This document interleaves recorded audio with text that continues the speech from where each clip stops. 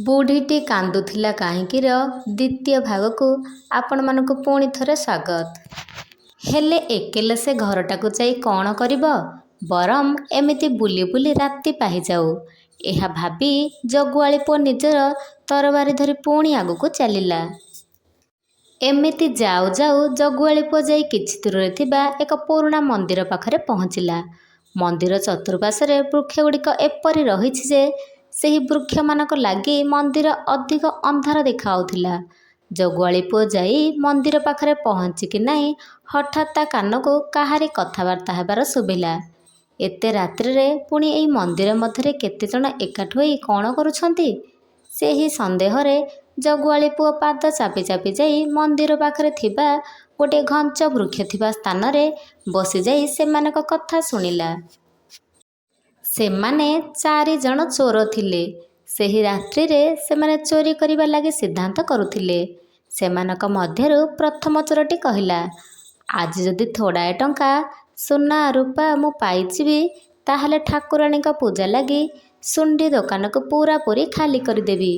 ପ୍ରଥମ ଚୋରଠାରୁ ଏକଥା ଶୁଣି ଦ୍ୱିତୀୟ ଚୋରଟି କହିଲା, ଭଗବାନ କରନ୍ତୁ ମୋ ହାତରେ ଆଜି ଥୋଡ଼ାଏ ଧନରତ୍ନ ପଡ଼ିଗଲେ ନା, କାଲି ସକାଳୁ ବ୍ରାହ୍ମଣ ଗୋଟାଏ ଡାକି ତାକୁ ପୂର୍ଣ୍ଣଗ୍ରାସ ଭୋଜନ ସହିତ ଦକ୍ଷିଣା ଦେଇ ଖୁବ୍ ଖୁସିରେ ବିଦା କରିଦେବି। ଏ 2 ଚୋରଙ୍କ ମୁଖରୁ ଏକଥା ଶୁଣିବା ମାତ୍ରେ ତୃତୀୟ ଚୋର କହିଲା, ମୁଁ ଯଦି 4 ଦିନ ତଳେ ଯେପରି ଅମାପ ଧନ ପାଇଗଲି, ଆଜି ଯଦି ସେହିପରି ପୁଳାଏ ପାଇଯିବି ନା, ତାହେଲେ ଆସନ୍ତାକାଲି ସକାଳ ହେବା ମାତ୍ରେ ମାଳି ଘରର ସବୁ ଫୁଲ ଧଣ୍ଡା ବୋହି ଆଣି ଠାକୁରାଣୀଙ୍କ ଗଳାରେ ଲମ୍ବାଇ ଦେବି। ଏହିପରି ଭାବରେ 3 ଚୋରଙ୍କର କଳ୍ପନା ଜଳ୍ପନା ସରିବା ମାତ୍ରେ ଚତୁର୍ଥ ଚୋର ଶେଷକୁ ଥିଲା ଯେ ସେ କହିଲା, ଆରେ ତୁମ କଥା ତ ସରିଲା, ଏବେ ମୋ କଥା ଶୁଣ। ମୋର ମାନସିକ ଆଜି ଯଦି ସତ୍ୟରେ ପରିଣତ ହୋଇଯିବ ନା, ମୁଁ ଆଜି ରାତିକ ମଧ୍ୟରେ ଏ ରାଜା ଝିଅକୁ ଆଣି ଠାକୁରାଣୀଙ୍କ ପାଖରେ ଛେଦ ପକାଇଦେବି। ଜଗୁଆଳି ପୁଅ ସେଠାରେ ଲୁଚି ଲୁଚି 4 ଚୋରଙ୍କ କଥା ଶୁଣି ସାରି ମନେ ମନେ ଭାବିଲା, ଆଜି ମୁଁ ନିଶ୍ଚୟ ଏମାନଙ୍କୁ ଉପଯୁକ୍ତ ଶାସ୍ତି ଦେବି। ସେଥିଲାଗି ସେ ଧୀରେ ଧୀରେ ଯାଇ ଠାକୁରାଣୀ ମନ୍ଦିରରେ ଗୋଟିଏ ଅନ୍ଧାରୁଆ କୋଣରେ ଲୁଚି ବସିଲା। ଏହାପରେ 4 ଚୋରମାନେ ଚୋରି କରି ଫେରି ଆସିଲେ। ସେମାନେ ଥୋଡ଼ାଏ ଲେଖାଏଁ ଧନ ଆଣିଥାନ୍ତି। ସବୁ ଧନକୁ ଠାକୁରାଣୀ ମନ୍ଦିରରେ ଗଦେଇ ଦେଇ ଆନନ୍ଦରେ ମତୁଆଲା ହେଲେ। ମଝିରେ ଚତୁର୍ଥ ଚୋରର ମନେ ପଡ଼ିଯିବାରୁ ସେ କହିଲା, ରୁହ ରୁହ ଭାଇ, ବଣ୍ଟାକୁଟା ଆମକୁ ପଛକୁ ଥାଉ, ଆଗ କାମ ଆଗକୁ କରିବାକୁ ହେବ। ମାନସିକ କରିଛ ପରା, ଆଗ ରାଜା ଝିଅଙ୍କୁ ଆଣିବାକୁ ହେବ। ତାକୁ ଠାକୁରାଣୀଙ୍କ ପାଖରେ ବଳି ପକାଇ ସାରିଲେ ଯାଇ ଆଉ ସବୁ କଥା। ଚତୁର୍ଥ ଚୋର କଥାରେ ସବୁ ଚୋର ରାଜି ହୋଇଗଲେ। ଜଣକୁ ଛାଡ଼ି ସମସ୍ତେ ରାଜ ଉଆସକୁ ଗଲେ। ଉଆସରେ ପହଞ୍ଚିବା ପରେ ଆଗ ଅନୁମାନ କଲେ ରାଜା ଝିଅ କେଉଁ ଉଆସରେ ଶୋଇଛି। ସମସ୍ତେ ଅନୁମାନ କରିଲେ ଯେ ସେ ରାଜା ଝିଅ ପରା ପ୍ରକୃତିରେ ସୌନ୍ଦର୍ଯ୍ୟ, ଆକାଶର ଚାନ୍ଦ, ଘୋଡ଼ା ଦୌଡ଼, ପଡ଼ିଆ ଦେଖିବା ଯେଉଁଠାରେ ସୁବିଧା ହେବ ସେହିଠାରେ ରାଜା ଝିଅର ଉଆସ ଥିବ। ତେଣୁ ରାଜା ଝିଅ ସବା ଉପର ମହଲାରେ ନଥିବ କାହିଁକି? ଏହାପରେ ସେମାନେ ନେଶୁଣି ପରେ ନେଶୁଣି ଲଗାଇ ଜଣକ ପରେ ଜଣେ ରାଜା ଝିଅର ଉଆସକୁ ପଶିଲେ। ସେଠାରୁ ରାଜା ଝିଅର ପଲଙ୍କ ସହିତ ଉଠାଇ ଘେନି ଆସିଲେ ଠାକୁରାଣୀ ମନ୍ଦିରକୁ। ରାଜା ଝିଅକୁ ଆଣି ସାରିବା ପରେ ବଳି ଦେବାକୁ ମାନସିକ କରିଥିଲା ଚତୁର୍ଥ ଚୋର। ସେ ଏଥର ସମସ୍ତଙ୍କୁ ତାଗିଦ କରିଦେଇ ବସାଇ ଦେଲା। ତାପରେ ରାଜା ଝିଅକୁ ଉଠାଇ ନେଇ ଠାକୁରାଣୀଙ୍କ ଆଗରେ ପହଞ୍ଚିଲା। ସେତେବେଳକୁ ରାଜା ଝିଅ ଭୟ ଆତଙ୍କରେ କାନ୍ଦୁଥାଏ। ତାକୁ ଚୋରମାନେ ବଳି ଦେବା ଲାଗି ଏଠାକୁ ନେଇ ଆସିଛନ୍ତି। ଏଠାରେ ରାଜା ଦିଅର ତ ସାହା ଭରସା କେହି ନାହାନ୍ତି। ମନେ ମନେ ଠାକୁରାଣୀଙ୍କୁ ଡାକୁଥାଏ, ହେ ମା, ମୋତେ ରକ୍ଷା କର। ଏଣେ ଜଗୁଆଳି ପୁଅ ତ ଏକଥା ଜାଣି ମନ୍ଦିରର ଏକ ଅନ୍ଧାରୁଆ କୋଣରେ ବସିଥିଲା। ସେ ସଙ୍ଗେ ସଙ୍ଗେ ନିଜର ତରବାରକୁ ସଜ କଲା। ଚୋର ଯେତେବେଳେ ରାଜା ଝିଅକୁ ଜବରଦସ୍ତ ବଳି ପକାଇବା ଲାଗି ଚେଷ୍ଟା କଲା, ସେହି ସମୟରେ ସୁଯୋଗ ଉଣ୍ଡି ଜଗୁଆଳି ପୁଅ ତାର ତରବାରୀରେ ଚୋଟାଟାଏ ମାରିଲା ଯେ ଚୋରର ଗଣ୍ଡିରୁ ମୁଣ୍ଡ ଅଲଗା ହୋଇଗଲା।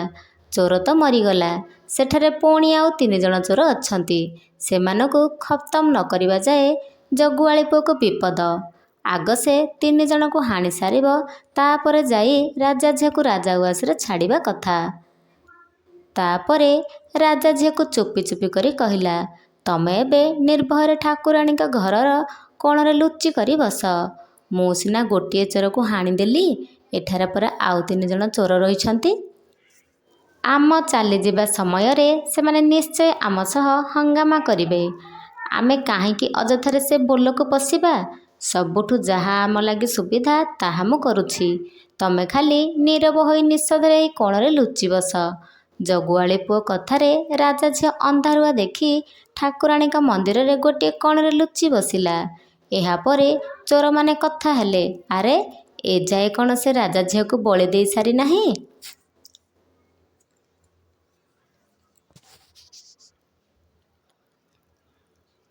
ଏତେ ବିଳମ୍ବ କାହିଁକି କରୁଛି? ସେଥିମଧ୍ୟରୁ ଜଣେ ଚୋର କହିଲା, ଗୋଟେ କାମ କର, ତୁମେ 2 ଜଣ ଏ ଧନକୁ ଜଗି ବସ।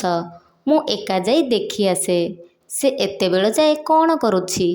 ଏତକ କହି ତୃତୀୟ ଚୋରଟି ମନ୍ଦିର ଭିତରକୁ ଗଲା। ଯେମିତି ସେ ଭିତରକୁ ଯାଇଛି, ପଛରୁ ଥାଇ ଜଗୁଆଳି ପୁଅ ତରବାରରେ ଗୋଟିଏ ଶକ୍ତ ଚୋଟ ଲଗାଇ ଦେଲା। ତୃତୀୟ ଚୋରଟି ପ୍ରାଣ ଛାଡ଼ି ତଳେ ପଡ଼ିଗଲା। ଏହାପରେ ବାକି ଥିବା ଚୋର 2 ଜଣ ଏମାନଙ୍କୁ ଦେଖିବା ଲାଗି ଜଣକ ପରେ ଜଣେ ଆସିଲେ। ଜଗୁଆଳି ପୁଅ ବି ଠିକ୍ ଆଗପରି ଜଣକ ପରେ ଜଣକୁ ନିଜର ତରବାରୀ ଦ୍ୱାରା ଗଣ୍ଡିରୁ ମୁଣ୍ଡକୁ ଅଲଗା କରିଦେଲା। ଏହାପରେ ଜଗୁଆଳି ପୁଅ ନିଶ୍ଚିତ ହୋଇଯାଇ ରାଜା ଝିଅକୁ କହିଲା, ଏବେ ଚାଲ, ମୁଁ ତୁମକୁ ତମ ଉଆସରେ ଛାଡ଼ି ଦେଇ ଆସିବି। ତୁମକୁ ତୁମର ଉଆସ ପାଖରେ ଛାଡ଼ି ଦେଇ ଆସିଲେ ତେଣିକି ତୁମେ ତୁମର ଉଆସକୁ ଚାଲିଯିବ। ବର୍ତ୍ତମାନ ମୁଁ ତୁମ ସାଥିରେ ତୁମ ଉଆସକୁ ଗଲେ କଟୁଆଳମାନଙ୍କ ହସ୍ତରେ ଧରା ପଡ଼ିବି। ତେଣିକି ମୋର ଯେ କି ଅବସ୍ଥା ହେବ ତାହା ତୁମେ ଜାଣିପାରୁଥିବ। ରାଜା ଝିଅ କହିଲା, ହଁ, ସେ କଥା ସତ। ମୋର ପିତା ମର୍କତ ସିଂହଙ୍କୁ ଆଖପାଖ 10ଟା ରାଜ୍ୟରେ ରାଜା ଡରନ୍ତି। ପିତା ମୋର ବି ହାଣକାଟ ମୁଣ୍ଡ। ପ୍ରଥମେ ଯାହା ମୁଣ୍ଡରେ ପଶିଲା ସେହି କଥାକୁ ସେ ନିଶ୍ଚୟ ପାଳନ କରିବେ। ଜଗୁଆଳି ପୁଅ କହିଲା, ତମେ ତ ସବୁ ବୁଝିପାରୁଛ। ତୁମର ପିତାଙ୍କର ଗୁଣ ତ କହୁଛ। ଏଭଳି ଅବସ୍ଥାରେ ତୁମ ରାଜ ଉଆସ ଯାଏ ଯିବାଟା ମୋର ଆଦୌ ଉଚିତ ହେବ ନାହିଁ। ସେଥିଲାଗି ମୁଁ ତୁମକୁ ଅଧା ରାସ୍ତାରେ ଛାଡ଼ି ଦେଇ ଆସିଲେ ତେଣିକି ତୁମେ ଚାଲିଯିବ।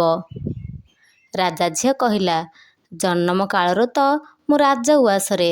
ବାହାରର ସୂର୍ଯ୍ୟ ତ ମୁଁ ଦେଖିଲି ନାହିଁ। ପୁଣି ଅନ୍ଧାର ରାତି। ଏତେ ରାତିରେ ଏକା ଏକା ମୁଁ ଝିଅ ପିଲାଟି ଯିବି କିପରି କହୁନା? ଏତେ ବଡ଼ ବିପଦରୁ ତମେ ମୋତେ ବଞ୍ଚାଇ ଲାଭ କ'ଣ? ଏକା ଗଲେ ଯଦି ମୁଁ ଆଉ ଥରେ ବିପଦରେ ପଡ଼ିବି, ତାହାହେଲେ ସେଠାରେ ପୁଣି ମୋତେ ବଞ୍ଚାଇବ କିଏ? ସେଥିପାଇଁ କହୁଛି, ତୁମେ ମୋତେ ନଅରରେ ନେଇ ଛାଡ଼ି ଦେଇ ଆସ।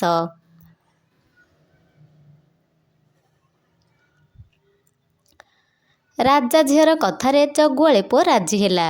ରାଜା ଝିଅକୁ ନେଇ ନଅର ପାଖରେ ପହଞ୍ଚାଇ ଦେଇ କହିଲା, ଏବେ ଯାଅ। ରାଜା ଝିଅ କହିଲା, ତମେ ତ ମୋତେ ନଅର ପଛରେ ଛାଡ଼ୁଛ। ନିଶୁଣି ଦେଇ ମୋତେ ମୋ ଉଆସକୁ ଯିବାକୁ ହେବ। ହେଲେ ମୋତେ ତ ନେଶୁଣି ଚଢ଼ି ଆସିବ ନାହିଁ। ନିଶୁଣି ପରେ ନିଶୁଣି ଚଢ଼ୁ ଚଢ଼ୁ ଯଦି ମୋ ଦେହ ଥରିଲା, ମୁଁ ହାତ ଛାଡ଼ି ଦେଇ ତଳେ ପଡ଼ି ମରିଯିବି। ଏତେ ବାଟ ତ ଆସିଲ, ହେଲେ ମୋତେ ଉଆସରେ କିପରି ପହଞ୍ଚିବି ତାର ବ୍ୟବସ୍ଥା କରିଦିଅ। ଏଥର ରାଜା ଝିଅ କଥା ଶୁଣି ଜଗୁଆଳି ପୁଅ ନାଚାରା ହୋଇପଡ଼ିଲା। ତାକୁ ପୁଣି ଉଆସରେ ଛାଡ଼ିବାକୁ ହେବ। ହଣା ମୁହଁରୁ ଉଦ୍ଧାର କଲି, ତେବେ ଶେଷ କଥା ତକ ଦେଖିବା, କରିଦେବା। ଏହାପରେ ରାଜା ଝିଅକୁ ଜଗୁଆଳି ପୁଅ କହିଲା, ତୁମେ ମୋ କାନ୍ଧରେ ବସ। ମୁଁ ନେଶୁଣି ଚଢ଼ି ତୁମକୁ ତୁମ ଉଆସରେ ଛାଡ଼ିଦେବି। ମନେ ମନେ ରାଜା ଝିଅ ଭାବିଲା, ଏଥର ଏ ଜଗୁଆଳି ପୁଅ ମୋର ବୋଲ ମାନିଲା। ଏହା ଭାବି ଜଗୁଆଳି ପୁଅର କାନ୍ଧରେ ବସିଲା। ଜଗୁଆଳି ପୁଅ ଖୁବ୍ ସାହସର ସହିତ ରାଜା ଝିଅକୁ ନେଇ ଉଆସରେ ପହଞ୍ଚାଇ ଦେଲା। ରାଜା ଝିଅର ଶୋଇବା ଲାଗି ରତ୍ନ ପଲଙ୍କ ପଡ଼ିଛି। ଶଙ୍ଖ ମଲମଲ କପଡ଼ାର ଗଦି। ରାଜା ଝିଅ କହିଲା, ଏତେ ଶୀଘ୍ର ତମେ ଚାଲିଯିବ? ତମେ ପରା ଏତେ କଷ୍ଟ କରି ମୋର ଜୀବନ ବଞ୍ଚାଇଲ। ତମର ଏଠାରେ ଡରିବାର କିଛି ନାହିଁ। ମୋ ଉଆସ ଭିତରକୁ ଆସିବାକୁ ହେଲେ 4ଟା ଦ୍ୱାର ରହିଛି। ପ୍ରତି ଦ୍ୱାରରେ ଜଗୁଆଳିମାନେ ଜଗିଛନ୍ତି। ରାଜା ଆସିଲେ ବି ମୋର ଆଦେଶ ଆଗ ମାନିବେ, ତାପରେ ଯାଇ ମୋ ଉଆସକୁ ଆସିବେ। ତମେ ନିର୍ଭୟର ସହିତ ମୋର ଏହି ପଲଙ୍କରେ ବସ। ମୁଁ ତୁମ ଲାଗି କ୍ଷୀର ଗ୍ଲାସଟେ ଆଣି ଦେଉଛି, ତମେ ତାହା ପିଇ ସାରିଲେ ଆରାମରେ ଏଠାରୁ ଚାଲିଯିବ। ରାଜା ଝିଅର ଏକଥା ଶୁଣି ଜଗୁଆଳି ପୁଅ କହିଲା, ରାତିଟାରେ? ମୁଁ ଭଲ ହେଲା ମୁଁ ତୁମକୁ ପହଞ୍ଚାଇ ଦେଲି। ସେସବୁ ଚର୍ଚ୍ଚା ପଛକୁ ଥାଉ, ତମେ ମୋତେ ଏଥରକ ବିଦାୟ ଦିଅ। ଜଗୁଆଳି ପୁଅଠାରୁ ଏକଥା ଶୁଣି ରାଜା ଝିଅ ମୁରୁକି ମୁରୁକି ହସିଲା। ମନେ ମନେ ଭାବିଲା, ଏ ରାଜାଘର କଥା ତ, କାଳେ ବିପଦଟା ଆସିଯିବ। ନାଇଁ, ସେମିତି କିଛି ହେବ ନାହିଁ। ୟାଙ୍କ ପରି ଗୋଟିଏ ଭେଣ୍ଡିଆ ଟୋକାକୁ ମୁଁ ଯେତେବେଳେ ଏକେଲା ପାଇଛି ଏତେ ସହଜରେ ଛାଡ଼ିଦେବି? ଏହା ଭାବି ଭାବି ସେ ଆସି ଜଗୁଆଳି ପୁଅର ଦୁଇ ହାତକୁ ଛନ୍ଦି ଦେଇ ଝୁଣ୍ଟି ପଡ଼ିଲା। ଜଗୁଆଳି ପୁଅ କହିଲା, ଦେଖ ରାଜକୁମାରୀ, ଏସବୁ ଅନ୍ୟାୟ କଥା, ମୋ ଦ୍ୱାରା ଏହା ଅସମ୍ଭବ। ରାଜା ଝିଅ କହିଲା, ତମେ ତ ଏ ଯାବତ୍ ବିବାହ କରିନାହଁ। ମୋ ପରି ସୁନ୍ଦରୀ ଝିଅକୁ ତମେ ଯେତେବେଳେ ଏତେ ବଡ଼ ବିପଦରୁ ବଞ୍ଚାଇ ଆଣି ଏଠାରେ ପହଞ୍ଚାଇଲ, ଏହି କଥା ଯେବେ ମୁଁ ମୋର ପିତାଙ୍କ ଆଗରେ କହିବି ନା, ପିତା ମୋର ତୁମ ଉପରେ ବହୁତ ଖୁସି ହୋଇଯିବେ। ମୁଁ ଯଦି ପିତାଙ୍କୁ କହିବି ୟାଙ୍କ ସାଙ୍ଗରେ ମୋର ବିବାହ କରିଦିଅ, ପିତା ମୋର ସଙ୍ଗେ ସଙ୍ଗେ ରାଜନଅରରେ ବିବାହର ଆୟୋଜନ କରାଇଦେବେ। ରାଜା ଝିଅ ଏହା କହି ଜଗୁଆଳି ପୁଅକୁ ଟାଣି ନେଇ ପଲଙ୍କ ଉପରେ ପକାଇ ଦେଇ ନିଜ ଆଡ଼କୁ ଭିଡ଼ି ନେଇ କହିଲା, ଭାଗ୍ୟରେ ଥିଲେ ତୁମ ପରି ଯୁବକର ସ୍ତ୍ରୀ ହୁଅନ୍ତି ଏହିପରି ରାଜଜେମାମାନେ। ଆଉ ମଧ୍ୟ ଯେଉଁ ଫୁଲଟିକୁ ତୁମେ ଦୋଳା ଚକଟାରୁ ସାଉଁଟି ଆଣି ତାକୁ ଉପଯୁକ୍ତ ସମାନ ଦେଇ ପୂର୍ବୋକ୍ତ ସ୍ଥାନରେ ପହଞ୍ଚାଇ ଦେଲ, ସେ ଫୁଲ ଯଦି ଚାହେଁ ତୁମରି ଗଳାରେ ଗଳାମାଳି ପରି ମରିବା ଯାଏ ଲାଗି ରହିବ। ତମେ କ'ଣ ରାଜା ଝିଅର ଏପରି ଅନୁରୋଧକୁ ସମ୍ମାନ ଦେଇ ରକ୍ଷା କରିପାରିବ ନାହିଁ? ଜଗୁଆଳି ପୁଅ କହିଲା, ନା ରାଜଜେମା, ନା, ଏଭଳି ଅପ୍ରାଶଂସିକ କଥା ମୋତେ ଆଦୌ ଭଲ ଲାଗେ ନାହିଁ। ମୁଁ ମୋର ଧର୍ମକୁ ସାକ୍ଷୀ ଦେଇ ତୁମକୁ ରକ୍ଷା କରିଛି। ଜଣେ ପୁରୁଷ ହିସାବରେ ମୁଁ ମୋର କର୍ତ୍ତବ୍ୟ କରିଛି। ଏବେ ମୋତେ ଯିବାକୁ ଦିଅ। ରାଜା ଝିଅ କହିଲା, ନା, ମୁଁ ତୁମକୁ ପାଇଛି ଯେତେବେଳେ କଦାପି ଛାଡ଼ି ଦେଇ ପାରିବି ନାହିଁ। ତୁମକୁ ମୋରାଣ, ତୁମେ ମୋତେ ତୁମର କୋଳକୁ ନେଇ ଗୋଟିଏ ଚୁମ୍ବନ ଦିଅ। ତୁମର ଅଙ୍ଗ ସହିତ ମୋ ଅଙ୍ଗର ଯେତେବେଳେ ମିଳନ ହୋଇଛି, ସେତେବେଳଠାରୁ ମୁଁ ତୁମର ସ୍ତ୍ରୀ ସେବାର ପଣ ବି କରିସାରିଛି। ଦିଅ ନା, ମୋ ମୁଣ୍ଡରେ ଗୋଟିଏ ଚୁମ୍ବନ ଦିଅ ନା।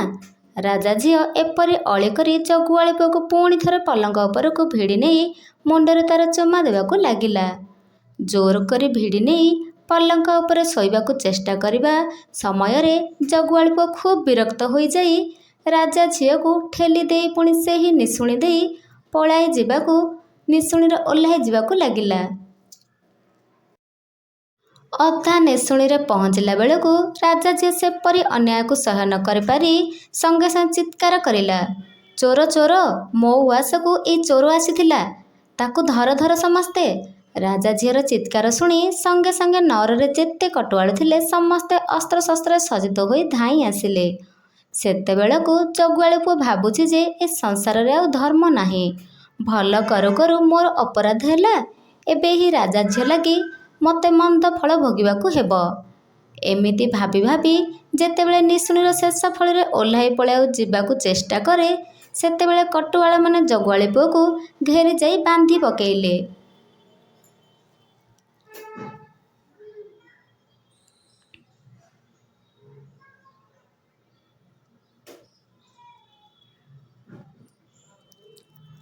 କଟୁଆଳମାନଙ୍କୁ ଚିତ୍କାର କରି ଯେତେ ସତ କଥା କହିଲେ ମଧ୍ୟ କଟୁଆଳମାନେ ତା କଥା ଶୁଣିଲେ ନାହିଁ। ଜଗୁଆଳି ପୁଅକୁ ନେଇ ହାଜତରେ ପୂରାଇ ଦେଲେ। ରାତି ପାହିଲାରୁ ତା ପରଦିନ ଜଗୁଆଳି ପୁଅକୁ ଘୋଷାରି ଘୋଷାରି ରାଜାଙ୍କର କଚେରୀକୁ ନେଇଗଲେ। ଏହାପରେ ଶୁଆ କହିଲା, ସାରିଲୋ, ଏକଥା ଏଇଠାରେ ରହିଲା। ଜଗୁଆଳି ପୁଅ କଚେରୀ ଗଲା। ସେଠାରେ ରାଜା ତା ପାଇଁ କି ଦଣ୍ଡ ଭିଆଇବେ ତାହା ପଛରେ ଦେଖିବା। ଆମେ ଏଥର ଯିବା ରାଜା ପୁଅ ପାଖକୁ। ରାଜା ପୁଅ ରାତିସାରା ବେଶ୍ୟା ପାଖରେ ଥିଲା। ସେ ସେଠାରେ କ'ଣ କଲା? ସାରି କହିଲା, କହୁନୁ, ଏବେ ତ ତମେ ତମର ପୁରୁଷ ଜାତିକୁ ବାଉଁଶ ଲଗାଇ ଟେକିବାରେ ଲାଗିଛ। କୁହ, ଏଥର ରାଜା ପୁଅ ସେହି ରାତିରେ ବେଶ୍ୟା ପାଖରେ ଥାଇ କ'ଣ କଲା? ଶୁଆ କହିଲା, ରାଜା ପୁଅ ବେଶ୍ୟା ପାଖରେ ରାତ୍ରିଟି ମଜାରେ ବିତାଇ ଦେବ ବୋଲି ଶୋଇଥିଲା। ବେଶ୍ୟା ସହିତ ରଙ୍ଗ କରୁ କରୁ ରାଜା ପୁଅକୁ ନିଦ ହୋଇ ଯାଇଥିଲା।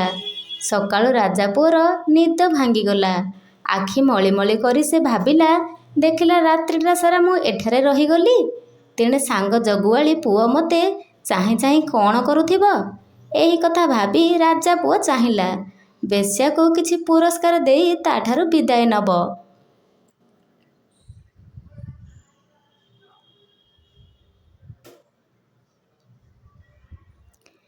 ତେଣୁ ବେଶ୍ୟାକୁ ଡାକିବା ବେଳକୁ ରାଜା ପୁଅ ଦେଖିଲା ବେଶ୍ୟା ବି ରାତି ଅନିଦ୍ରା ହେବା ଯୋଗୁରୁ ଘୋର ନିଦରେ ଶୋଇଯାଇଛି। ଯାହା ହେଲେ ଭଦ୍ରତା ଦୃଷ୍ଟିରୁ ତ ତାଠାରୁ ବିଦାୟ ନେବାକୁ ହେବ। ସେଥିଲାଗି ରାଜା ପୁଅ ବେଶ୍ୟାର ଦେହରେ ହାତ ମାରି ଉଠାଇ ଦେବାକୁ ଚେଷ୍ଟା କରିବା ବେଳକୁ ସେ ଜାଣିପାରିଲା ଯେ ବେଶ୍ୟା ମରି କାଠ ହୋଇଯାଇଛି। ସେତେବେଳେ ରାଜା ପୁଅ କରିବ କ'ଣ? ମୁଣ୍ଡକୁ ତାର ବୁଦ୍ଧି ଆସୁନାହିଁ। ବୋକା ପରି ଠିଆ ହୋଇଛି। ସେହି ବେଶ୍ୟାରେ ଆଉ ଜଣେ ଧରାବନ୍ଧା ପୁରୁଷ ଥିଲା। ସକାଳ ହେଲାରୁ ସେ ପୁରୁଷ ବେଶ୍ୟା ପାଖକୁ ଆସିଲା। ସିଏ ଆସି ଦେଖେ ତ ରାଜା ପୁଅ ଠିଆ ହୋଇଛି। ଖଟ ଉପରେ ବେଶ୍ୟା ମରି ପଡ଼ିଛି। ବେଶ୍ୟାର ଗୋଡ଼ ହାତ ଫୁଲିଗଲାଣି।